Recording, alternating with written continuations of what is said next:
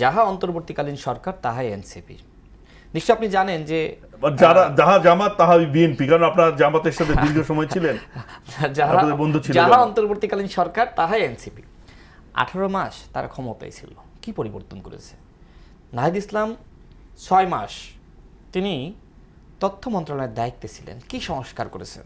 এখন তো সংসদে খুব মিষ্টি কথা বলছেন। আসলে ওই যে আমাদের চরিত্র না, যে সরকারি দলে গেলে একরকম আর অপোজিশনে থাকলে ভিন্ন রকম, তাদের অবস্থা তাই হয়েছে। তাদের কাছ থেকে হ্যাঁ বাংলাদেশের মানুষ প্রত্যাশা করেছিল যে তারা পরিবর্তন করবে, কিন্তু সেই পরিবর্তন তারা সুযোগ পেয়েও করতে পারে নাই। আমি কেন বললাম যাহা অন্তর্বর্তীকালীন সরকার তাহাই এনসিপি? দেখেন, ডক্টর মোহাম্মদ ইউনূস নিজে আসিফ মাহমুদের জন্য জামাতের আমিরকে পর্যন্ত ফোন দিয়েছিলেন যাতে করে ঢাকা 10 আসন আসিফ মাহমুদকে ছেড়ে দেওয়া হয়।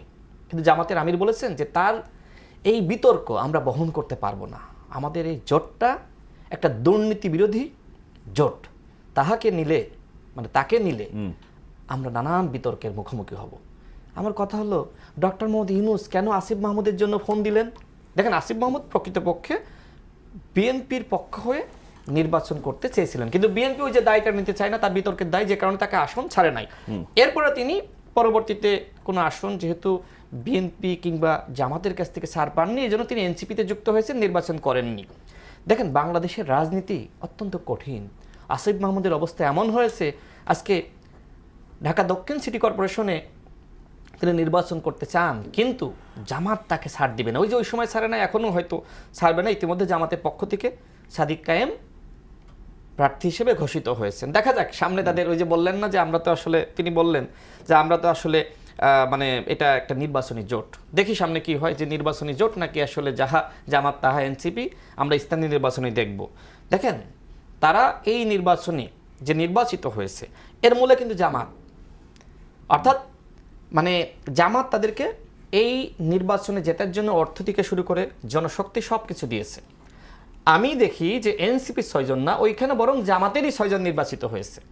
এনসিপি 18 মাসে যে ধরনের বিতর্ক সৃষ্টি করেছিল, ওই যে বললাম নাহিদ ইসলাম তো নিজেই তার মিনিস্ট্রির হিসাবটা দিতে পারে নাই।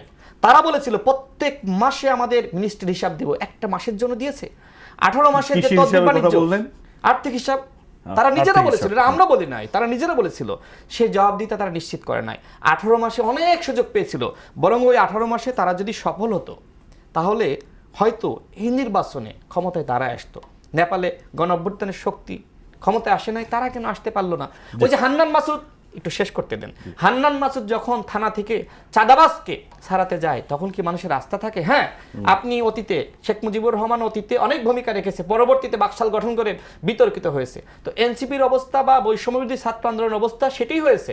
গণভোটের নামে এই যে আপনার বৈষম্যবিরোধী ছাত্র আন্দোলনের নামে 1 কোটি টাকা তাদেরকে বরাদ্দ দেওয়া হলো, সেই টাকাটা কোথায় ব্যয় হলো সেটা স্বচ্ছতা জবাব দিতে আপনি জানেন। তারা কিন্তু 20 কোটি টাকা ডিমান্ড করেছিল, ইউনূস সাহেব সুপারিশ করেছে। এইভাবে মাথায় তুলে আমাদের সেই গণ অভ্যুত্থানের নায়কদেরকে বিতর্কিত করেছে।